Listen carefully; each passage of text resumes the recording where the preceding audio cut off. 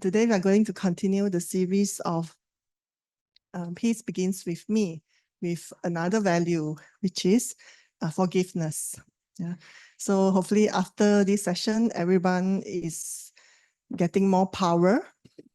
Yeah, because I'm given the topic, the power of forgiveness. So I must make sure you bring back and recharge with that power so that we can be more, so that we know how to forgive, so that we can be more forgiving, and we can also be forgiven. Yeah, all of us hope to be forgiven, and eventually what do we wish for is to achieve that sense of peace by cultivating this value. Let me share with you one story. This is a real story of a couple. Many years ago, this couple was being arranged marriage. Yeah, in the olden China, it was very common. So at the age of very tender young age, they were being arranged, and without knowing each other, of course, they also do not know each other character. And it is quite often than not that they are the couple who were being arranged for marriage were not compatible. So their life was surrounding around quarreling with each other, yeah, answering back each other, having different interests, different hobby, and even certain unwholesome habits. Yeah, so the husband has been liking to toil around, idleness, cycle around the town, doing nothing, and do not earn enough for the family. And even until the old age, when the children are born and grown out, there were not much of care and concern toward the family. Whereas the wife have to work very hard to raise the children, and because of this hardship, the wife who was from a very rich family feel very bitter. Yeah, feel very painful. And because of that, a lot of resentment and a lot of complaints will come out, right? And the more complaints the wife made, then the more agitated the husband feel. So that was always the cause of their quarrel. And they always settle with just keep that silent war, or the husband would just cycle out. Yeah, and that's how they stop their quarrel. So time passed by. It was at the age of 80 plus. The husband felt very sick. At the deathbed in the hospital, he started with calling the wife's name. So when he called the wife's name, the children thought that, father finally missed the wife. And they thought, okay, let's ask the mother to come. So the mother came to the hospital, look at the husband, didn't communicate, just look at each other.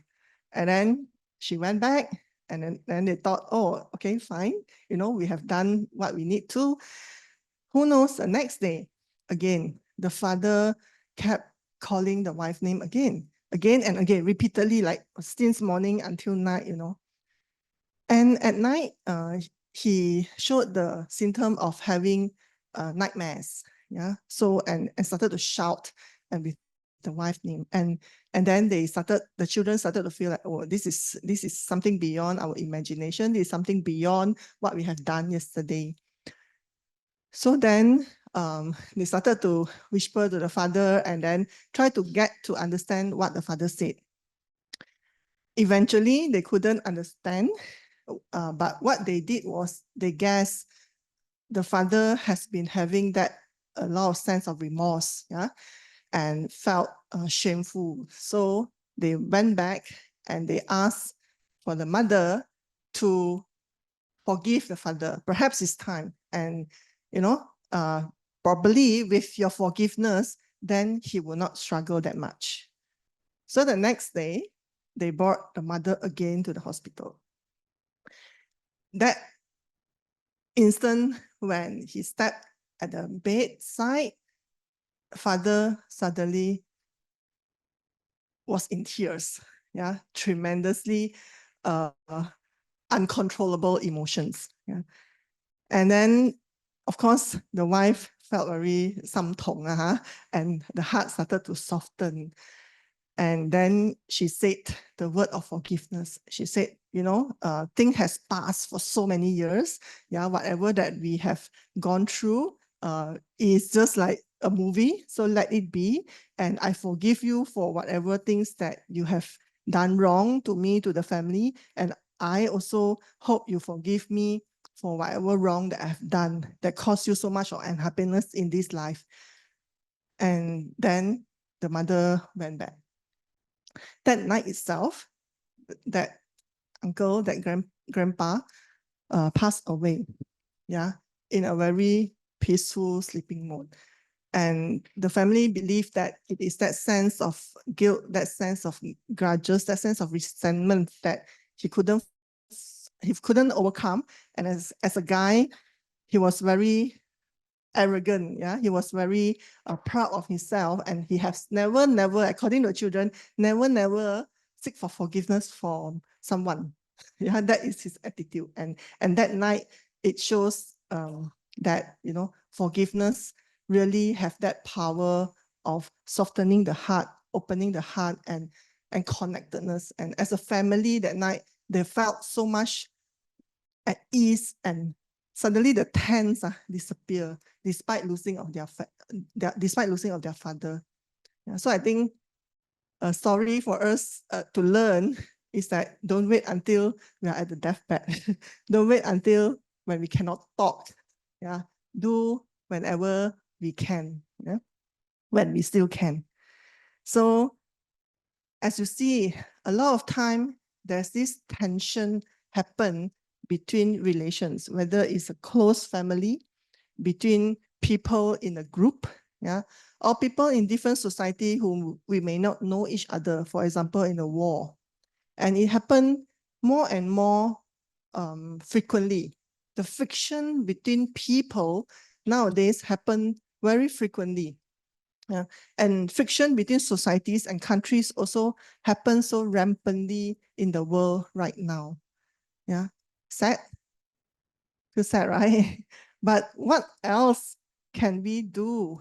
Yeah, because a lot of people are really are affected by this war that is happening, by this conflict among the societies. Yeah, and because we don't have the control over the conditions or the situation, and there are so much of uncertainty.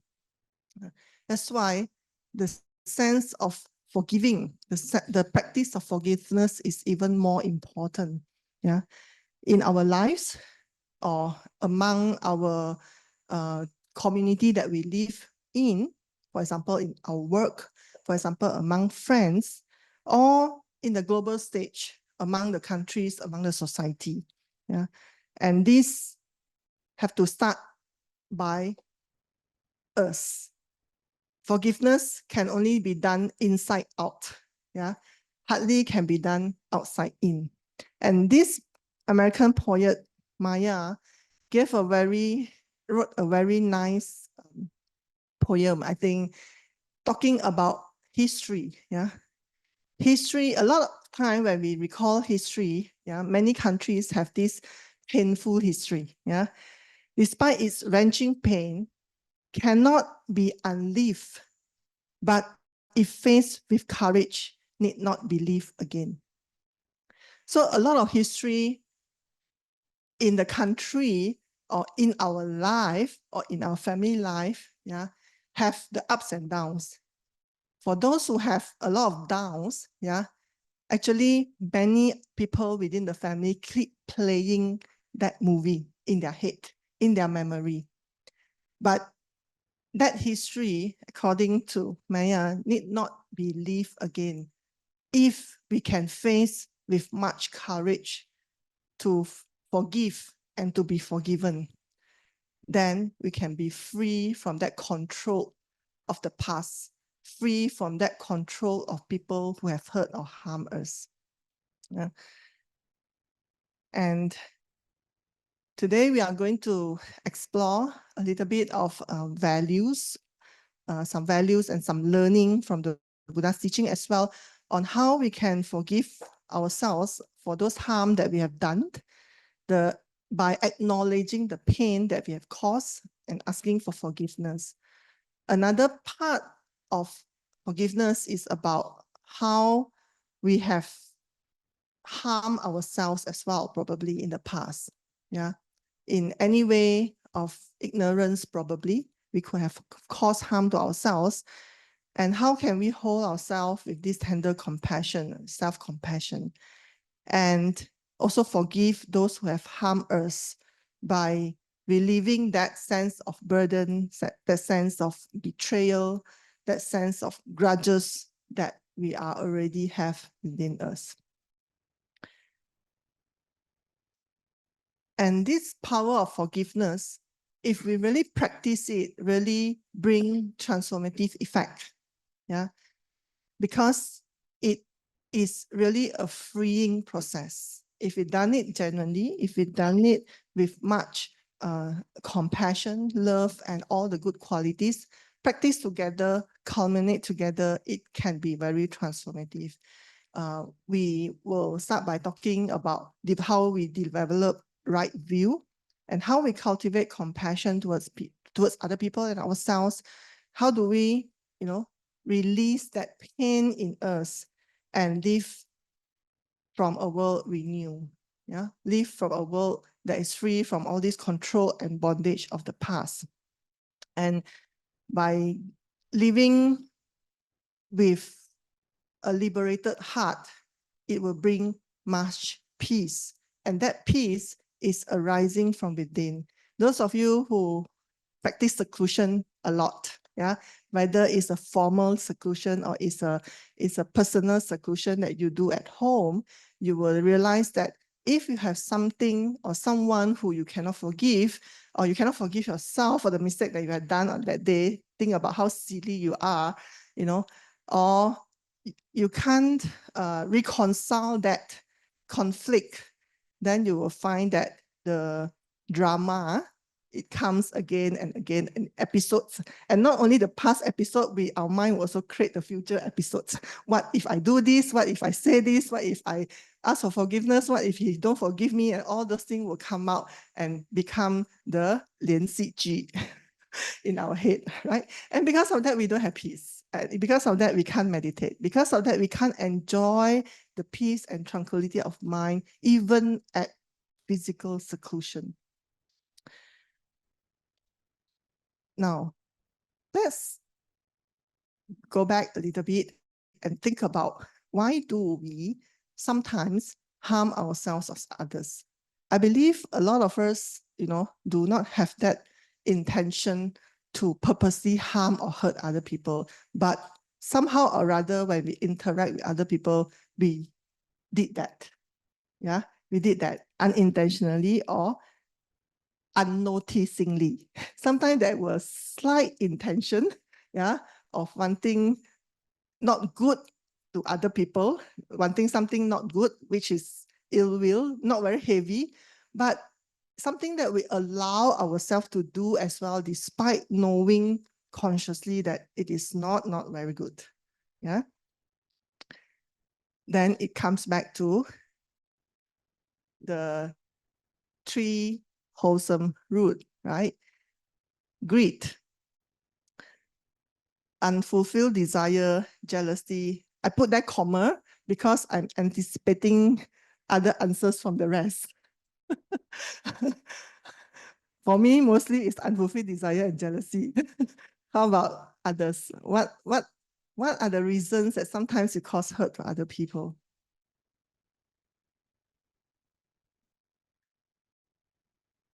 Stephanie? Expectation? Can you elaborate?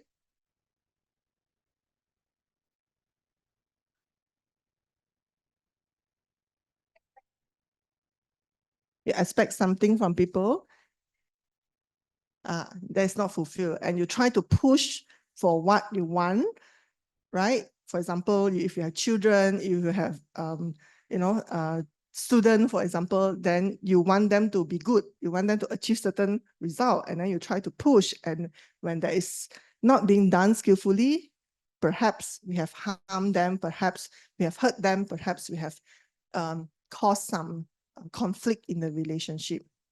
Yeah. How about guy? Okay, let's come this. Huh? Kiasu. Kiasu also can be a reason. Can you elaborate in what context?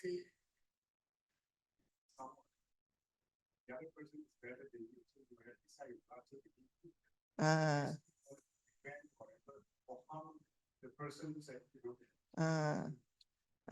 try to stop the person from performing better.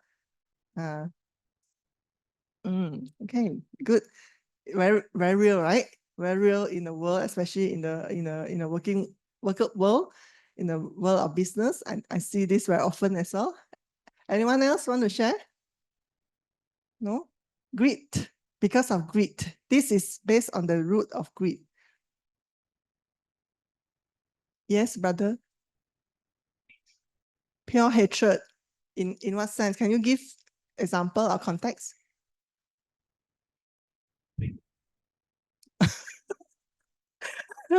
For no reason. Once you see the person, you just don't feel past karma. You just feel that the person is yong sui, and then you just don't like the person. Yeah, it happens, right? Happens. It happens to you. It happened to me as well. Yes. Sometimes it just can't explain that. Yeah. Yeah. Correct. A lot of things happen beyond our understanding for now. Probably is because of past karma, like what brother said. Just not Baruki said. Yeah. I would like to share with you one story that happened during the Buddha's time. So what happened was that when the Buddha was in one of the monastery giving talk, there was this lady carried his baby and rushed into the monastery and placed the baby on the Buddha's lap and then walk off. Quite weird, right? Suddenly, if someone run out the veranda and then pass me the baby, wow, then I feel, wow, what's happening? So the people at the temple also saw that and then started to wonder what had happened. And what happened was the baby was being haunted by, not haunted, sorry, but being chased by this ogress, this yaksha, yeah, kind of evil spirit, and that evil spirit was trying to harm the baby. So when the lady with the baby was in the temple, the yaksha couldn't come in. He was refused the permission to come in. And after the event was over, the Buddha called both the mother and the yaksha to come in, present in front of the Buddha. And then the Buddha explained, in this life, you are a yaksha, you have this baby, and then she chased you and your baby. In the past life, what happened was, one of you was a first wife, yeah, and being a first wife of a very rich noble man in the country, you were not able to, you were barren, you cannot produce kid. So because of that, the first wife allow you the permission to marry the second wife. And what happened was the second wife got pregnant. And because she got pregnant, she got a lot of attention from the husband. Yeah, despite her initial compassion, now that compassion turned to be cruelty already. So because of jealousy, and she tried in many ways to harm the mother, to kill the child in stomach. And eventually that happened. Abortion happened. So because of that bad karma that they have created, again, their connection, their bondage of this hatred and jealousy slowly further developed.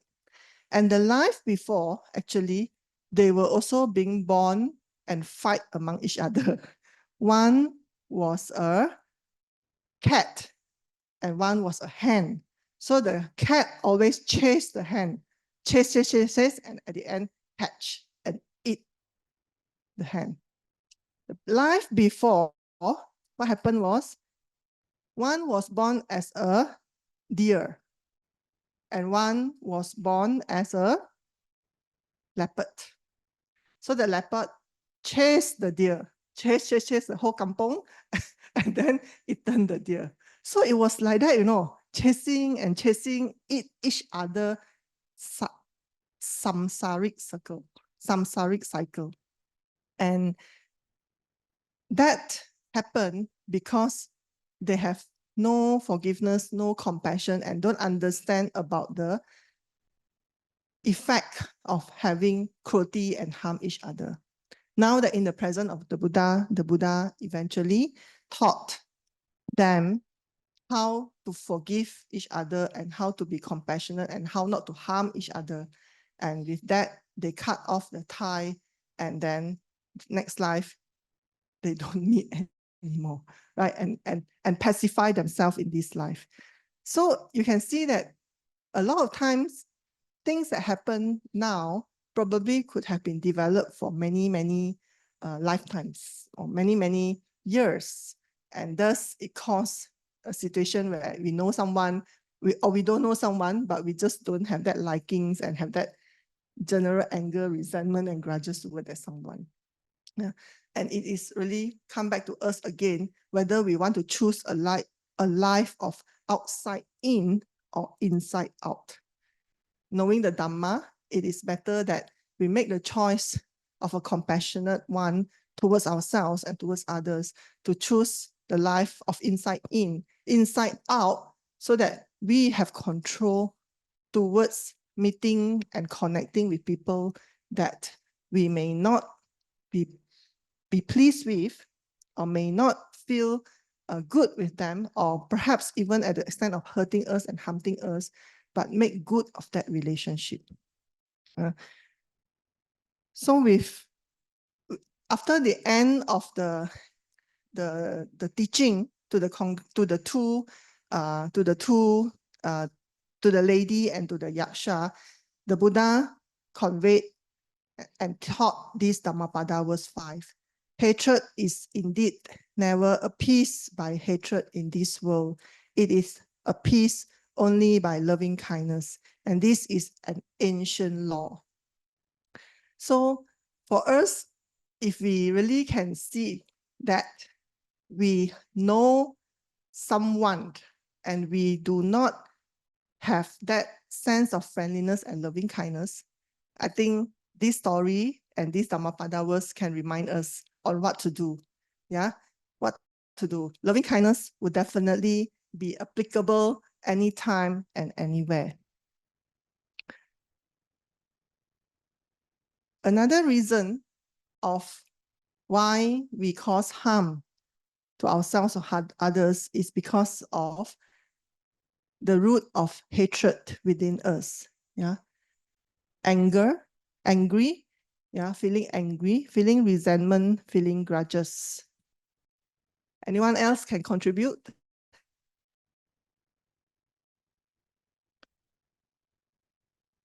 From the root of hatred, what do you develop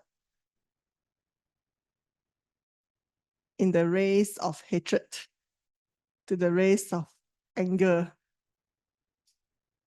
Sometimes agitated. Agitated is a very mild form of anger. It's a manifestation of your anger. Yeah, that's very mild. And because of that agitation, when we don't catch it very well, unmindfully, we may say something which is hurtful. Yeah, or unmindfully, we may act a bit too rough and cause harm and hurt to other people as well. This hatred, yeah, this hatred can also be built over time and over lifetime. Yeah, there's another story in Dhammapada. Dhammapada is very interesting. The front part of Dhammapada, just now we saw, is actually verse number 5. The earlier verse 3 and 4 is also about this, about hatred, about people that hurt us and harm us, and how we can treat them. Interesting, huh? Yeah. First and second is about the mind. Second, then third, fourth, fifth, and sixth are all about how people ill treat us and how we shall not retaliate, but treat them with more compassion. Okay. So what happened is this story of Venerable Tisa. It happened in the country of Kosambi, yeah, and not Kosambi, sorry. It happened during the Buddha's time, and this Venerable Tisa was actually a very senior monk. He was the son of the Buddha's maternal aunt. Yeah, so it's like cousin, right? So, but he entered the monkhood late at the old age. And when he was within the community, what happened is that he has no respect towards the senior monks. Some senior monks, probably they are younger, yeah, but they are senior in terms of wasa because they are longer in their monkhood practice. And when he entered the monkhood, he do not respect the senior monk and always ask the senior monk to do this and that for them. Yeah. How about his relationship with the younger monks?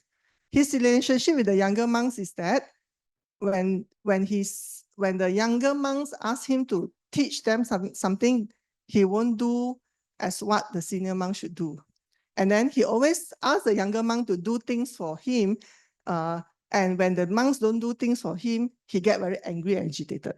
So 上也不是，下也不是. So he basically quarrel with everyone.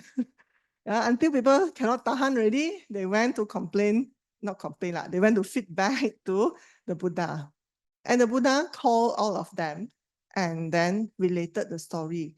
This Venerable Tisa is not first time being monk, not first time being ascetic, and not first time having this kind of habit. In the many lifetimes before, he was an ascetic. And one day he came out from Himalaya, wanted to go into the city. Before enter the city, it was already far night, so he couldn't continue the journey. And he saw there was one house, a place to stay. So he asked permission from the guard to go and stay inside. It was allowed. And not much later, on the same night, someone came, another ascetic, younger ascetic came. And then asked the guard, can I stay here as well? Because it was night already, I can't go into the city. Then of course the guard say, oh, you go and ask a permission from that another ascetic because that place was already being offered to him. This young ascetic went to ask the old ascetic. Then the old ascetic say, yeah, you can, I'm occupying this place with the door here, and you can choose whatever place that you wish to. And then they share the same common ground. At night, so before this young ascetic slept, he looked and he knew that, oh, okay, the door is here, the leg, the older ascetic sleep like that, and then the head is here, the leg is there. So when I want to go out to the washroom, I'll be very, very careful. Who knows? Yeah. When he went out, because it was far too dark, he couldn't see, and he hit on the elder ascetic leg. Then the other ascetic woke up and then got very angry and scolded him. Said, I'm so senior, and I somehow have this compassion to allow you to stay here, and then at night you kick me from my bed. It's like, so started to quarrel in the midnight. And then this ascetic apologized, went to the washroom and came back. This old ascetic thought, hiya, you know, this young ascetic really not mindful, started to play already. A lot of things that he actually grumbled.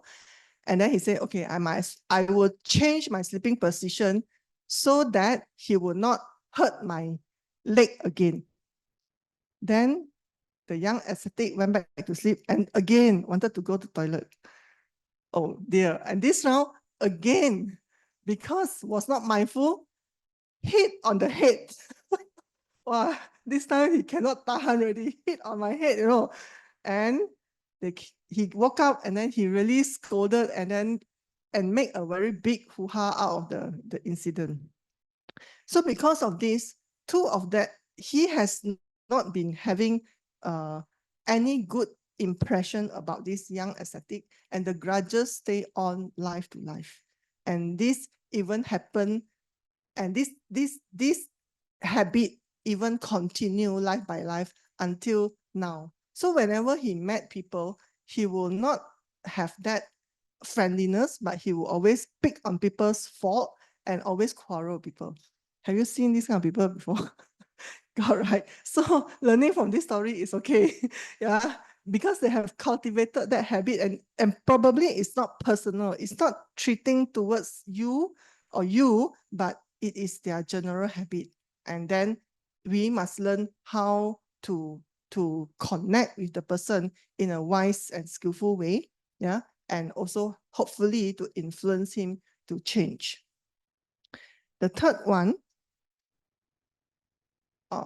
so sorry, after this incident, yeah, so the Buddha advised both of them, say that if you think like this, he abused me, he beat me, he defeated me, he robbed me. Yeah, all this is about he and towards me, right? Outside to inside. If we think this way, those who harbor such thought, hatred is not a peace. And when hatred is not a peace, the mind is not at peace. But those who do not harbor such thoughts, in Dhammapada verses 4, the Buddha said, your hatred is a peace. With that, one gain peace. Yeah. When I read this, it often reminds me when we were younger. Yeah. If you have children or you have students, yeah, student always say like 他打我,他骂我. Yeah. And then from there started to quarrel. From there started to, 他拿我的东西, he takes my thing, especially your favorite toy, you know. So all this thing, when it's not being looked in a way that is friendliness, when not being handled in a friendliness manner, then the hatred, yeah, or the anger, the resentment will start to build up in the mind. And then we always have this thought about, he abused me, he robbed me, he take my things, he injured me, and that would not cause peace in the car, in the house, in the school, in everywhere. Yeah. So if we have such a thought now, we can always remind ourselves, don't be like kids. Yeah. Have that thought about, it is not other people to come and injure us or abuse us or stir the unwholesomeness, but it is us who are unable to control our senses and our mind probably during that time. Okay. Another main cause is because of delusion. Yeah. Sometimes when we harm other people or hurt other people, we may perceive that our actions or our speech have caused no harm. Yeah. Or we persuade ourselves that our actions or our speech cause no harm to people. Have you experienced that? Yeah. It is totally like ignore, you know that, wow, after you say this, the person feel very cheeky already because you give a lot of chili. And then I said, never mind, he's very strong, he can stand it, or he deserve it. When we think that the person deserve it, yeah, we really perceive that our actions cause no harm to them because that is what they're supposed to take it. Correct? It's really ignorance about our own unskillful and unwholesomeness. And sometimes when we are being hurt, for example, and we don't forgive, yeah, when the episode, the drama is actually playing in our mind, we don't want to let go. Have you seen that? Have you experienced that? You don't want to let go. Why? Why? We know it's not nice, right? But we don't want to let go. Why? Actually, in our mind, right, there is this ignorant side that is actually making us enjoy that process. You know, have you seen some people, they like to victimize themselves? They like to think that, oh, I'm a victim, I'm being hurt, and and because of that, I deserve more love, I deserve more care from other people. Yeah. So this is really is ignorant that is actually playing its function. So this one, we need a very careful and mindful mind to check it out, whether it happens in us, because that enjoyment is very, very subtle, and that enjoyment binds us to continue not wanting to forgive the person or forget that particular act, and it hinders us. And of course, sometimes we are just deluded, we find no solution. Probably we have not learned the Dhamma, we have not met good friends, we have not gotten advice on how to solve and how to resolve this particular conflict and resistance and this unreconciled people or matters in our life. I would like to share with you another story of Dhammapada as well. This is coming from number 6. Yeah. This happened in Kosambi, also during the Buddha's time. And the Kosambi monks were, that time, divided into 2 groups. During that time, the Buddhism was flourishing in India, in Savatthi, and many monks were well practiced. So when the senior monks were well practiced, some of them became specialization in different aspect of the Dhamma. And the junior monks who just entered the monkhood started to have preference over the teachers. So one group of junior monks went and follow teachers who are well versed in Vinaya, in the discipline, in the practice. So they become very austere monks. So they practice very hard, very austere. Another group of monks follow the teachers who are very well versed in the Dhamma, means they are well versed in the sutta and in the recitation of the sutta. 2 groups of teachers are good, well practiced, but the preference are different. Yeah. So because of that, the junior monk, when not well practiced, have disagreement among each others on Buddha's teaching. So you see, do good also got a lot of defilements if not careful. So then they quarrel among themselves. And when they quarrel among themselves, the Buddha got very upset. And the Buddha decided, after frequent advices, they did not listen as well. And then the Buddha decided that to leave them alone, continue to quarrel, because you are beyond advice already. So Buddha went to another monastery, spent the vasa in another monastery. And the lay people saw that these monks were not in unity and were quarreling among them, decided not to support them. So during the vasa, the monk can't go out, and then no lay people came and support. They were very deprived, so short of requisites. And because of that, their vasa was hard during that year. And that quarrel continued until one day they realized, oh, they were actually not right. Yeah, quarrel is not being taught in any part of the Buddha's teaching. And in front of the Buddha, they still quarrel. Buddha advised you, they still don't listen. What kind of practitioner is that, right? So eventually they admitted that they were at wrong. And after the vasa, Venerable Ananda went to invite Buddha to come back to the monastery. And when the Buddha came back, the Buddha uttered this word: people other than the wise do not realize we in this world must all die. And not realizing it, they continue to quarrel. The wise who realize it, and thereby their quarrels cease. Yeah. So if we want to start to quarrel with someone, then we can start to think, I will die, maybe just in a second, in a minute or in a days, and you will also die. Then what for we quarrel, or what is the quarrel for, right? So that can actually restrain us a bit from falling into that unmindful and unskillful actions and behaviors. Okay. Now, talking about let go, we know that it's not easy to say let go. It's not easy to say forgive, right? Forgive and forgiven. It involves two aspects. One is decisional forgiveness. First of all, when we have done something wrong or people have done us wrong, there must be a decision to forgive. If we don't have the decision to forgive, our mind still think about, should I forgive the person? Should I not forgive the person? Then the forgiveness will not happen. Correct? Based on our experience. If we are still thinking that, oh, we are right. Yesterday I say like that, but I'm right lah. Yeah lah, because she's wrong.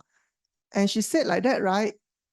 It's not according to what the Buddha said, right? And then it's not taking care of my feeling that time, and I feel hurt. And all these things will happen. And if we don't really decide that there must be a reconciliation, there must be a forgiveness, then forgiveness will not happen.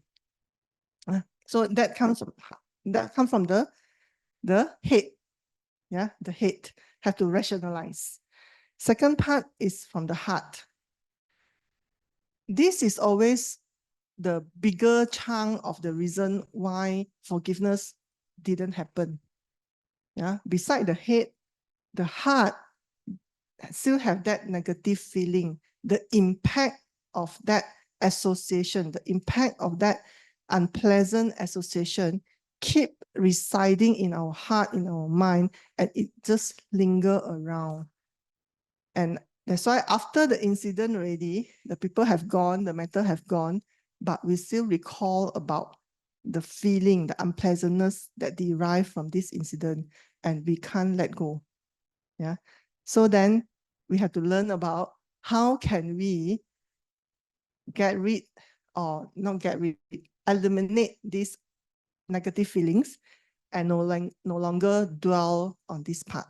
And how do we further connect ourselves and that person with positive emotions so that the relationship thrives? Yeah. In the Buddha's teaching, there's no specific, like, you can't see 10 parami have forgiveness. You can't see Noble Eightfold Path have forgiveness. You can't see that very obviously, but the quality of forgiveness is encompassed in many parts of the teachings. Yeah, and in this particular Anguttara Nikaya, the fools and the wise, the Buddha clearly stated, yeah, there are two kinds of fools. One who don't recognize when they make mistake. So at any point of time when we have made mistake and people advise us, but we don't recognize that, at that moment we were fooled once. Yeah. And one who doesn't properly accept the confession of someone who has made a mistake. Have you experienced that? Someone come and tell you sorry, then I said, I don't accept. God, return you back. Yeah, do you do that? Maybe when we were less wise. Yeah, we did that before. These are the two fools. And who are the wise? Of course, one who recognize when they have made a mistake, and one who properly accept when the confession of someone who have made a mistake. So in our day, today, we can also keep reflecting, when we realize and mindful that, oh, I've done something wrong. I've thought about something wrong. Sometimes our thought can be very skewed, especially judgment. Yeah, especially judgment towards people, towards certain condition. We can be very skewed one because we did not know the whole story, and then we form the judgment, which may be wrong. And then when we realize it, and people tell you, hey, actually the story is like that, like that, like that, or actually you notice or something revealed to you, or the fact is revealed, then we suddenly realize, oh, we were so misjudged, we were so wrong at that point of time. And that's a point that we should recognize within us. We were fools at one point, And now we have to correct that understanding. We have to correct that behaviors.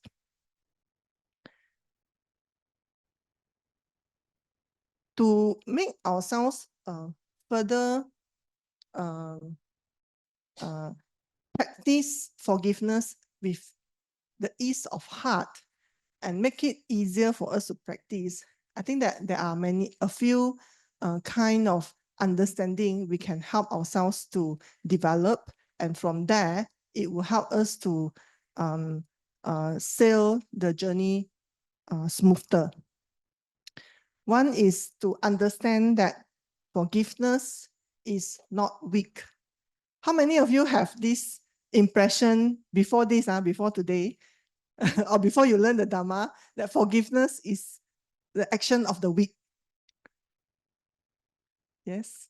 1, 2. Wow, so keng ah. 3, 4. So in all this while, you have been thinking that forgiveness is actually the action of the strong. Really? Oh, how is that being explained? Mr. Mary, you know that? How is that being explained?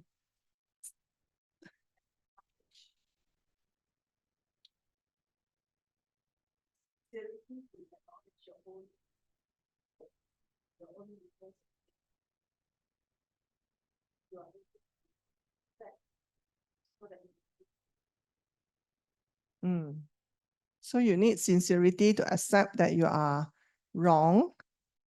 You also need that courage to accept the person, to face the person that have already harmed you.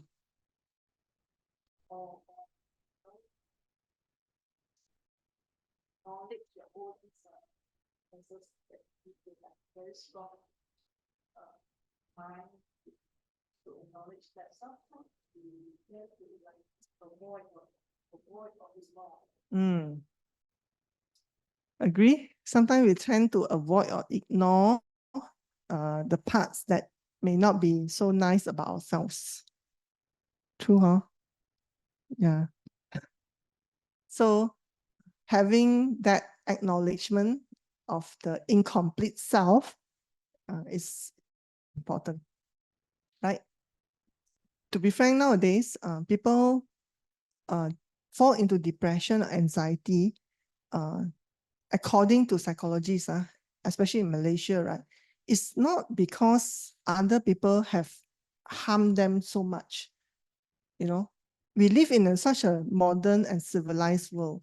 You know, we are no longer scared by going out. People would take the knife and hit at you, and we are no longer live in such a world, right? And a lot of time, the harm, the anxiety is not coming from outside, especially the younger generations, right? A lot of them fall into anxiety because they want to keep themselves fulfill that impression that they are a complete person. They are a person without much flaws. And they want to have that identity being accepted and being maintained by other people. Agree? Those who have younger kids or liars with younger people at work, for example, you will see this. They create that good perception, the good identity about them, and they hold it so much. They don't want other people to find out that, oh, you are actually having certain character that doesn't fit what you mentioned. And when people discovered that, they feel upset because they felt that they no longer able to project the identity that they want in front of their colleague, in front of their family and whatnot, in their peers especially. So like what Sister Mary said, it needs a lot of courage, yeah, to acknowledge that. Because for them, they probably, when they started work, for example, they have done so much work preparation, prepare before they enter the workforce, and then they build relationship with their peers, their colleagues, and their bosses, and they give everyone that impression about them. They are diligent, they are very hygienic, they are performance based, they are very driven, they are very detailed in their work and so on and so forth, right? When certain circumstances happen and they couldn't fulfill those things that they has been projecting to people, they feel very anxiety. And they will try to go and rectify that part. Instead of rectifying the work, for example, they are not, they say that they are very detailed at work, but the work that they produce is not of the quality and not so detailed, so a lot of errors. Instead of going to rectify the work, they go and rectify the impression of the people towards them. So they'll go and persuade these people to say that, oh, I'm not like that, and so on and so forth. And at the same time, still not acknowledging, because they feel that acknowledging their own fault, the flaws, is a part of vulnerability that they do not want other people to see. That is dangerous, because when we hold the wrong thing at any point of time, first is that when you continue to hold the wrong thing, let's say I'm supposed to hold one mic and I hold two mic throughout 1 hour, don't you think this is very heavy? Yeah, and this is causing me a lot of suffering, and I have to hold, and I lose grasp on what I'm supposed to hold, which, and because of this extra burden as well, then the mind is very heavy. Then it easily causes that tense and unease. And as we said, it takes a lot of deep courage to face the pain, to face the betrayal, and the hurt that lives can bring. Sometimes it comes from people that we don't know. Sometimes it comes from people that we know. And all this is part and parcel of life that happen based on causes and conditions. And what we need to focus on is really free our hearts from the burden of the past and make space for compassion, love, and joy. This is the advice from Jack Confield, who is a meditation teacher. Second part is about understanding forgiveness. It's about friendliness and connectedness. Opportunity to transform anger and resentment. There is an opportunity in all the unwholesome flaws that we discovered, and about the person or about ourselves. So give ourselves that opportunity rather than feel angry, rather than feel grudges, to cultivate self-compassion, to cultivate loving kindness and friendliness to the people or towards ourselves. And more importantly is that have that intentional mindfulness to open the deep compassion in us. Actually, all of us have very big heart. Our space for compassion is unlimited. 四无量心, metta, the loving kindness is actually with no boundaries. So when we have people who have hurt us or we hurt ourselves, let's go beyond that boundary of self and beyond that boundary of that person. I have this incident of a college kid. This is also a real case. Happened just this year, 3 months ago. Two siblings. They were both in the university, doing very well. One is on the pre-U course. One is on the second year of the university. Their father was very rich, so run the business, and they live a very comfortable life. That particular month, 3 months ago, the family met with an accident. So both parents passed away. And because of that, they are left with no guardian. And then they entrust their uncle to take care of them. What happened is that because they were below age, so they cannot inherit the inheritance. The money, the business, anything, they cannot. And they requested the uncle to help them to be the administrator and the trustee to handle, so that they can continue to get their pocket money and then continue to pay tuition fees. So when that trust was being given, they didn't know that there was a betrayal from the uncle's side. So the uncle took their money, took on the business, and didn't give them even tuition fee. Yeah. So that came to our attention, and I was like, huh? You know, their family is quite well known in that particular town, and these two young kids were really deprived, and they are totally helpless. They don't know who to go and look for. So they came to the counseling unit and asked for help. And of course, they have not, because of that case that happened, they have not been focusing on study. Their studies were actually dropped, a result drop, and they told us there were a few days they didn't have pocket money and they didn't eat, to that extent. And it's like heaven and hell. For them, it's heaven and hell. And they really couldn't take it at the age of the breaking down already. So then we help, but our help was only could made at the material side, not the mental side, because the mental side need time. Because for them at this tender age, I think it's only like 17, 16. How can they couldn't imagine, people that they have trust so much actually betray them, and suddenly they have left with nothing in this world. Yeah, and how do they also have to worry about future, that they need to continue to study. So how do they be able to forgive? I seriously, very concerned about this part as well. So it's sent to the counselors, and hopefully that counseling process will be able to help them. It's very important to get to the right access of people that have right understanding. Because if you meet with not so good friend and just tell them that, yeah, you should sue your uncle, go and, hate your uncle and all those things, then, that relationship, that connectedness, it totally be gone already. There's one more case of a kid. When being born, the father, because of busyness, sent to the auntie to take care of her. Yeah. So because the auntie have not have the Dhamma, have not been able to so-called educate emotionally the student, the child emotion well, because the child, when being sent to auntie to be taken care of, thought that the father and the mother don't want her.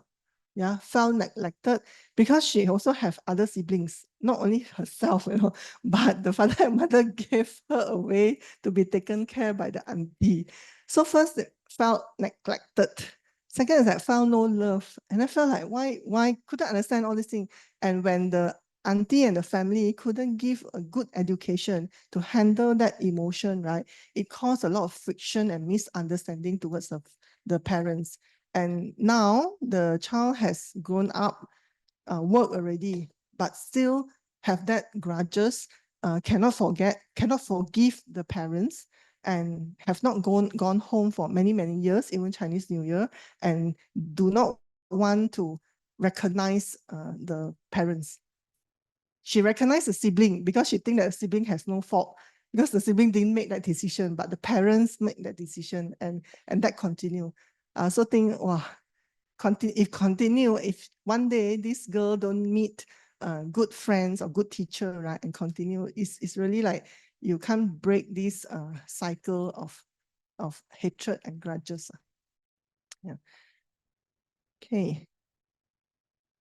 Talking about having a loving heart and compassionate heart, I think in the sutta of simile of the saw, the Buddha always encourage us, regardless of how hard or how tough the person have caused you harm, yeah, we have to continue to not be disturbed and still have that loving compassion. The simile the Buddha said is that if someone took the saw, gergaji, and come and gergaji your leg, your limb, your arms, gergaji all your body parts, we still cannot be disturbed by the hurt and the harm, and yet to maintain this loving kindness.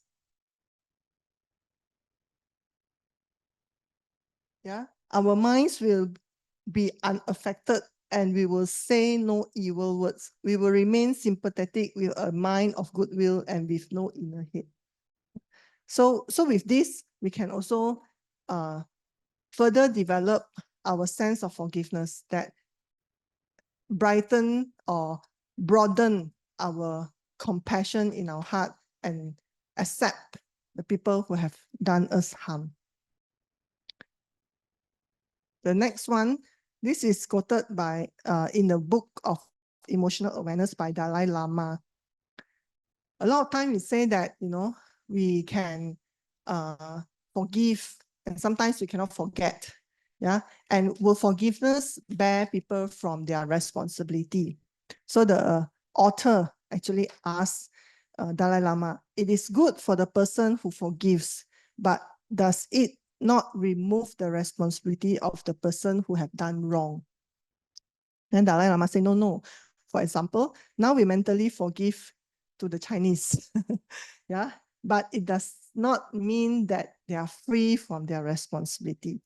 Yeah, how is that being practiced by Dalai Lama and the Tibetans? We try not to keep negative feeling towards them because of their wrong deeds, but that does not mean that we accept what they have done. Yeah, so it also taught us about that boundary and that sense of morality and responsibility. So we can have our own boundary, we can have our own space. Yeah, and if the person have intruded into our space and boundary, then we can forgive, but it does not free them the responsibility to be respectful and restrain of intruding to others people's lives. Yeah, so that makes a difference. And it does, if the person have harmed us, or we have harmed another person, then it also not free us from that point of responsibility. Yeah. Last year, again, another incident, real incident, happened in UK, in a school. Yeah, it was in a boarding school. A new headmistress was just on board. So she and husband moved to the teacher housing in the school. Just a pure couple of 3 months. Both of them are very highly educated. Yeah, the husband was also working as a professor or whatnot in the university. And out of sudden, one evening about 6 o'clock, 2 guys took a gun, entered into their house and shoot the headmistress and died on the spot. Yeah, it was our boarding school headmistress. So I was like, oh, okay. When we got the news, it was really shocking. And what happened is that they caught the murderer, and then the husband, after realizing it, was really like distraught. And despite being a very respectable, educated, and civilized person, he couldn't take it. Happened in his house. They just moved into that city and they just assumed a new role, and they were happily married as well. And suddenly he sort of like lost everything as well. And emotionally, he couldn't take it. He immediately fell into depression and has to undergo therapy. He couldn't forgive, and he said he couldn't also forget the murderer's face, because he got to go and identify the murder through the CCTV, and then he got to identify. Yeah. So that caused, for me, it's like, it's at the peak of his life, not only career, but everything. Then suddenly, because of this case, and because didn't have that ability to forgive, then he really sort of like lost his life already now at this moment. Hopefully he can stand up again. So in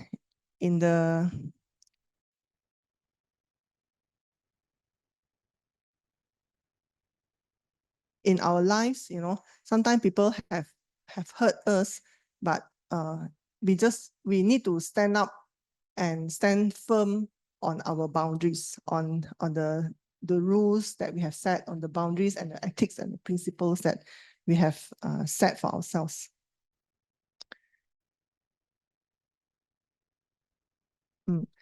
The next understanding that can help us to be more forgiving is the law of karma. I think most of us here, we learn about law of karma. We know that things that happen now, it could be because of a new actions, or it could be because of the result of the past. Yeah. So if we can take that understanding as a base, and then further investigate or further develop our knowing and understanding, that will help us to forgive and even forget faster. One of the group of people who always face a challenge of forgive to others is when there is a group murder, when there's a war and group murder. So many years ago, this person was being asked to go and be the witness in the court on a group murder. So he survived. And when the murder came out, even though it is actually through a glass, right, and it was a distance, this guy actually, when he experienced the case, he was being brought for counseling, and he started to learn meditation, learn Buddhism, and started to learn more about how to forgive and forget. And one of the things that he learned is this law of karma from the Dalai Lama. And when he saw the murderer came out, right, suddenly he collapsed. So the case has to be postponed. Then people brought him to the nursery, and then when he woke up, people interviewed him. Like, what happened to you? This is actually a group of researchers interviewed him. What happened to you on that moment? What came into your mind at that moment that you fell off? And he said that because people were anticipating, he was so afraid of looking at the murderer. But he said, at that point of time, I was bombarded by this strong sense of compassion, of that feeling that this person have done so much evil, and I could be like him as well in the past. And when I suddenly thought about this, I'm also capable of doing this.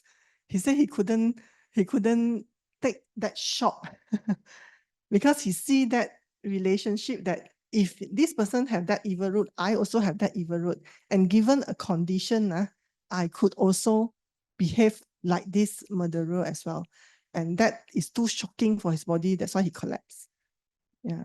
But from there, people started to see that, hey, actually, you can't use this understanding to further develop and be a path of forgiving, a path for you to forgive other people. Yeah. So, like all of us, we have individual people who actually harm us, or we have a group of people who have actually harmed us. There's also something that we can practice. We open a newspaper, we see so many not so good things, right, that happen. We may also one day, perhaps when we lost that mindfulness, when we lost that sanity and that wholesomeness at that point of time, we may also commit certain things that other people did.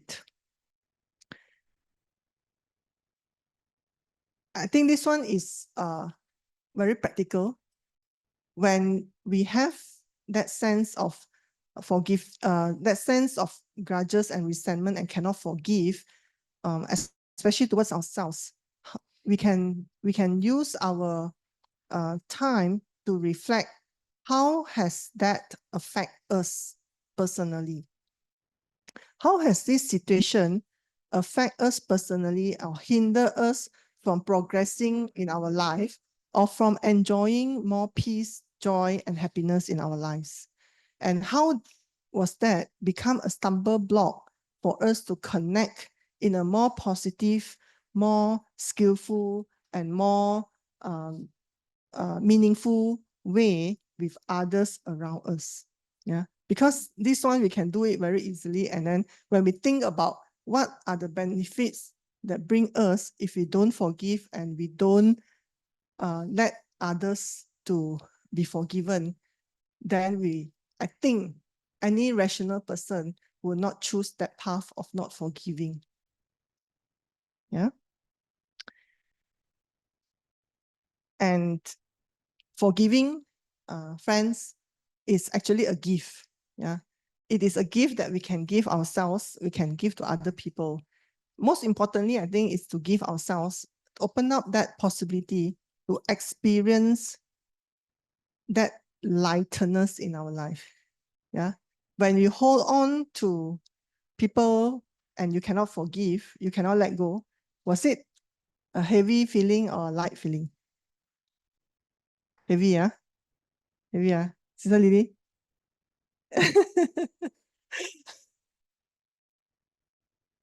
Or you think that because he deserved it, so you think very light. Yeah, I think generally we will feel heaviness, right? You feel that sense of heaviness because there is something that occupying your mind and your heart that you are unable to let go.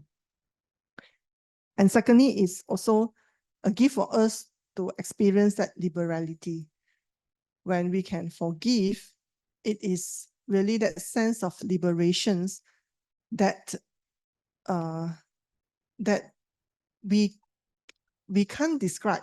Have you forgiven someone, or have you forgiven yourself for a silly mistake or a dim silly mistake that you have done? Have you? Yes, right? Yes. How did that feel? Relief? Yes. Some more? Sister? Peace? Yes. Sister? At the back? How did you feel? You keep smiling. Happier. Yeah. So, brother, relief, huh? So you don't feel kiasu already, huh? Then you think that, wow, this sense of emotion, this feeling is much worthwhile than feeling kiasu. Correct? This lightness, this happiness, this relief, that feeling is more worthwhile than feeling kiasu. Feeling kiasu also feel good lah, but it's not that good lah. For some people, it's really feeling good, but it's not that good anyway, right? So when you can, I remember Achan Jayasaro taught before. He said that when you keep clinging on certain feeling, even though you know that it's not so good, it is because you have not tasted the higher feeling, the higher sense of happiness and relief. Once you tasted that, right, then you will let go of this. Yeah. So when you tasted the happiness and peace of forgiving and being forgiven, then you will actually let go of the other side. And from there, we also can see the hope for humanity. When we see that every one of us, have the unwholesome, have the wholesome part and unwholesome, and when forgiven and forgiveness happen, and you see people progress, you see yourself changing to the good, you see other people changing to the good, turning a new life, right? You really see that hope for humanity. This is very fulfilling, especially in the field of education. Yeah, agree? And as you mentioned, is the sense of peace that arising. When you don't have so many, I normally imagine it as a ping pong ball, ping pong ball with different color. So people who always hurt us or whatever, it's always like red ball. Then it's always like playing inside our heart there, the space there is always playing, and then it causes a lot of noise. It causes a lot of noise, and it causes a lot of this vibration in the heart, which is really not necessary. Yeah. Once we slowly remove it, then we can feel more space, and we can feel more ease and more relaxed, and that is a taste of peace. Yeah, we talk a lot about about emotions. Let's see what scientists say. A little bit of research from the scientists. Actually, the research of forgiveness have started in the years 1990s. Yeah, that area, it actually became very profound. Probably a lot of wars, a lot of conflicts in the human relations, and that caused people to unable to forgive. I have friends who are fighters for wars. Yeah, so they can live in a very comfortable condition. For example, they can live in Malaysia, very comfortable, they get everything. But whenever thing happen in another side of the world, they will get triggered. So early morning, wake up, see the news, because timing different, right? See the news, wow, another bomb. Then they will get sad, and then it just spoil the whole day already. And because of that, right, the health condition of the person also deteriorate. Yeah, and of course you can see that the emotion also fluctuate. Yeah, because they are often being controlled by things that they cannot control. So any war that happen in the world, for whatever reason, for civil war, for religion, for whatever reason, it affects her so much. Yeah. What have the scientists found? Okay, from the study of forgiveness, they found out that anything can be forgiven. Any big or small happening in the research field, on the research people that they work with, whether they experience big issue in their life or small issue in their life, big issue including war, yeah, including being murdered, for example, the whole family being murdered, all these can be forgiven. But just that big injustice require more time and effort. Yeah, so everything is possible. And you can forgive anything when you commit to it. Yeah, this is what the scientists found out. And forgiveness usually takes time and effort trying to forgive something specific. So if this incident happened in general, it's easier to forgive. But if it's a specific person, especially closer to you, it is more difficult to forgive. But then, all in all, yeah, this is what the findings of almost all scientific articles is, that forgiving make us more peaceful, psychologically adjusted, and physically healthy. So it shows that by being forgiving, it gives us physical wellness, it gives us emotional wellness, it gives us spiritual wellness as well. Yeah, so there are many benefits of this. And on top of that, it builds better relationship, means it gives us a more fulfilling lives with our community. Yeah. So, brothers and sisters, we talk a lot about forgiving and understanding and all those things, but I think we all know that forgiving is a very retrospective and introspective journey, and it's a very personalized journey. Yeah. Other people cannot do this work for us. Yeah, other people can ride the same car, arrive at the same place with us, but they cannot do this work for us to be able to forgive others, able to forgive ourselves. It needs attention, means that we need to allocate time and effort, as the scientist said, and it needs intention. We really need to be very sincere, open to want to acknowledge our mistake, acknowledge other mistake, and then forgive. And best is also forget. Yeah. So in this sphere, in this journey, I've been trying to read through also what are the best method. We can't have best method, but what are the systematic approach that can help us to do this exercise in a more deeper way, effective way, and also introspective. Yeah. So I found this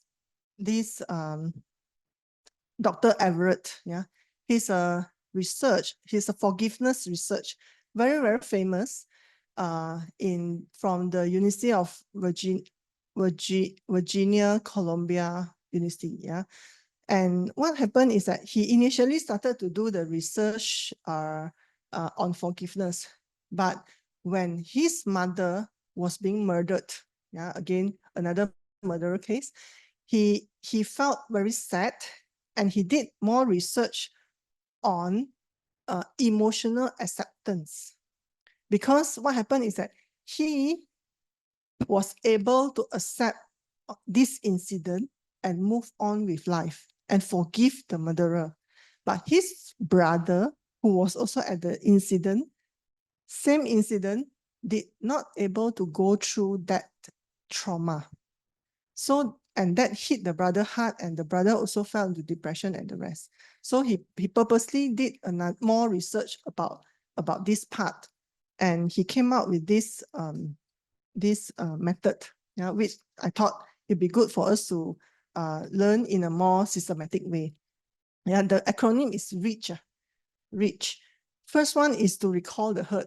This is a part, again, need a lot of sincerity and courage to recall back the wound. It's like you operate already, you close already, then you open up again.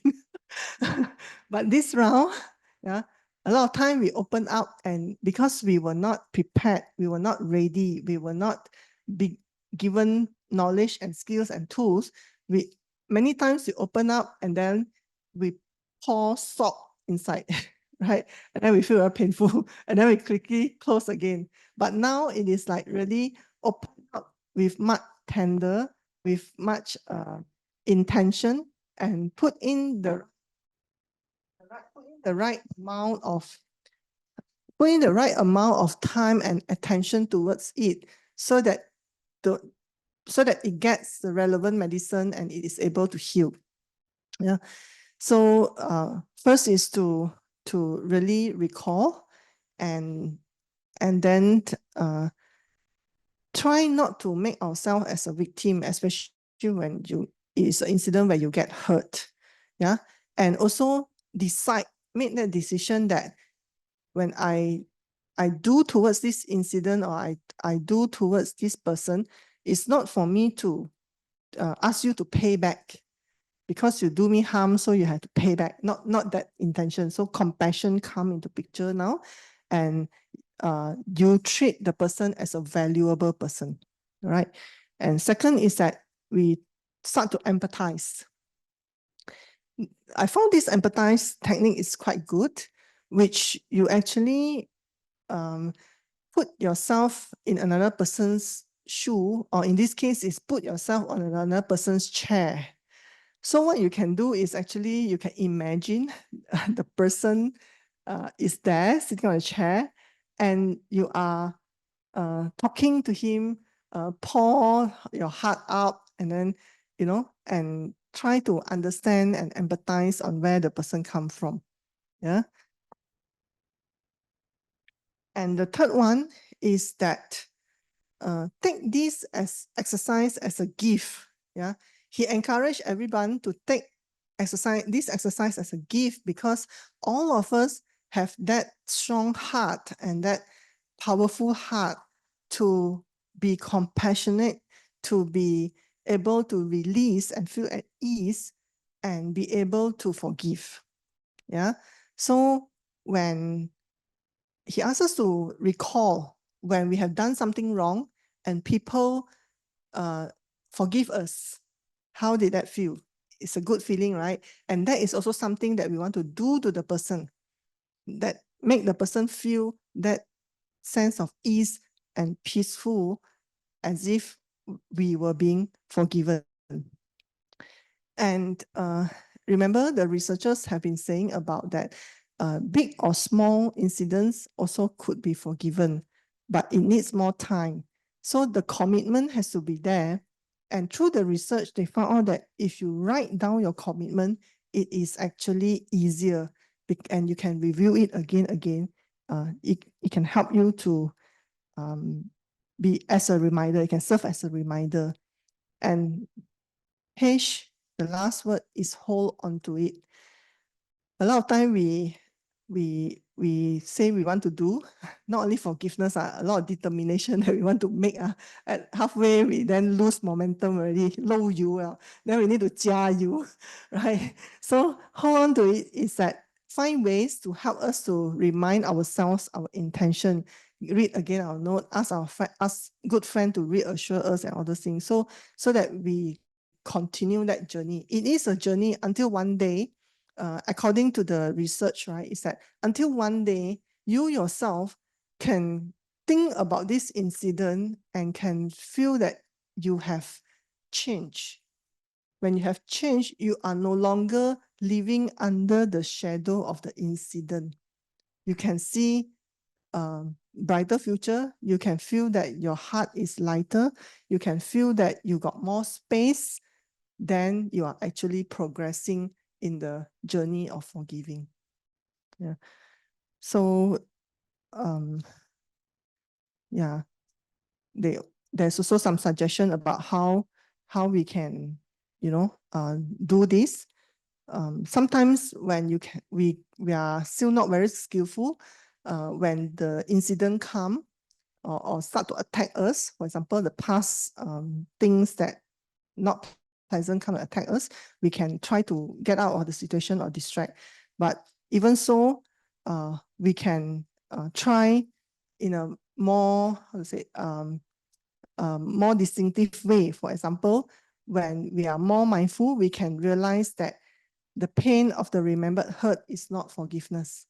So when you have hurts that come and haunt you, you know that it is still not a forgiving, and remind yourself not to dwell into that negative emotions. Yeah. Practice make perfect, brothers and sisters. In our daily lives, we can always incorporate time to have that seclusion, yeah, have that time for ourselves to practice, to recall and recollect what hurt or harm have we done, or what have we experienced, and how do we want to relieve it from our heart space and mind space. Yeah. So in Nalanda especially, we have this formal asking for forgiveness. You can also do that in your days, in your life. Set certain days that you do seek for forgiveness, especially from the teachers, from the elders, from the parents. For example, Teachers' Day, or teachers' birthdays, or festive seasons, even in Nalanda special observance, we will ask forgiveness from the teachers. People will ask, like, why you always keep on asking forgiveness? Because in the sphere of our lives, yeah, there are many things that our teachers ask to do, our parents ask to do, and a lot of time, because we couldn't understand, we didn't do it, or unmindfully we didn't do it, sometimes we transgress. So that act of asking forgiveness, in fact, train us to be more sincere, remind us to be more, more sincere and more mindful in our practice, yeah, and ask us to also have gratitude, urge us to have gratitude over people who keep reminding us from straying from the true path. Yeah, so that so-called formalized session is not formalized, but actually is for internal purification. Empty chair, like just now we mentioned, sometimes we are too shy to ask forgiveness for someone, or the person may no longer be around. You can do the empty chair exercise. Yeah. In the course of forgiveness, in a real course that we taught people how to do forgiveness, we do that empty chair. And they talk as if the person is there, and help them to feel more relief. Otherwise, you can find friends or someone that you trust to speak to, or you can speak to the Buddha at the shrine. The Buddha is our best friend, will never will keep you the secret within that four walls. And Sometimes there are people who, seek for forgiveness at the deathbed. So if you are one of the good friend or one of the family members, you may want to get ready to handle that. It is a good practice.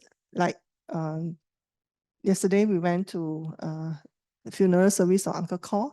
This morning, you heard about the chanting and Uncle Cor passed away. So the family and also the Buddhist society who have been working very closely with Uncle Cor.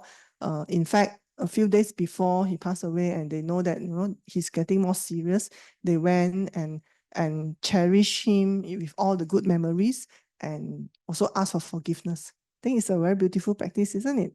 Yeah. When the person still can listen, still can see, you do that rather than, when the person is already unable to. Yeah. So this is something that we can also learn.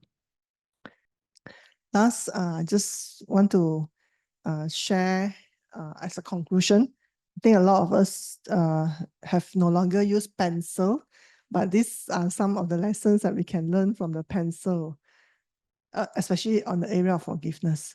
Pencil has a short life, but it can make a significant mark, just like us.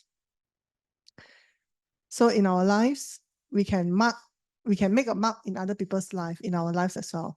Make sure that it is a good mark. Yeah.